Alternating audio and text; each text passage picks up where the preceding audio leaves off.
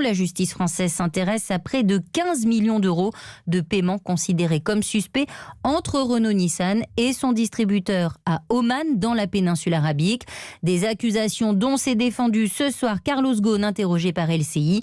L'ancien patron de Renault-Nissan dénonce un acharnement judiciaire des autorités françaises. Le tribunal de Nanterre en charge de l'enquête avait envoyé des magistrats à Beyrouth pour interroger Carlos Ghosn, qui vit dans la capitale libanaise depuis sa fuite du Japon en 2019. Le mandat d'arrêt émis à son encontre équivaut à une mise en examen, mais en réalité, il ne pourra s'appliquer que si ce dernier quitte le Liban. Or, la justice libanaise le lui interdit.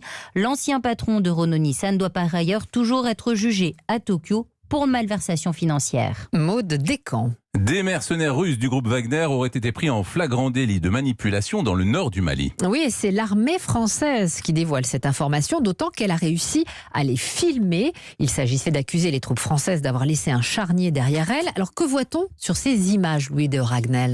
Alors tout part donc d'images filmées par un drone de l'armée française qui opérait au-dessus du Mali sur la base de renseignements. On y voit des soldats blancs en train de déplacer des cadavres et de les couvrir de sable avec des pelles à côté de la base de Gossi, une base militaire que l'armée française a quitté le 19 avril dernier dans le cadre du plan de désengagement du Mali. Et ce qui pose problème, quelques heures plus tard, ces images sont publiées sur Twitter par un dénommé Dia Diarra, se disant ancien militaire et patriote malien, un faux compte selon l'état-major français. Et donc, pour accompagner l'image, Dia Diarra écrit « C'est ce que les Français ont laissé derrière eux quand ils ont quitté la base à Gossi.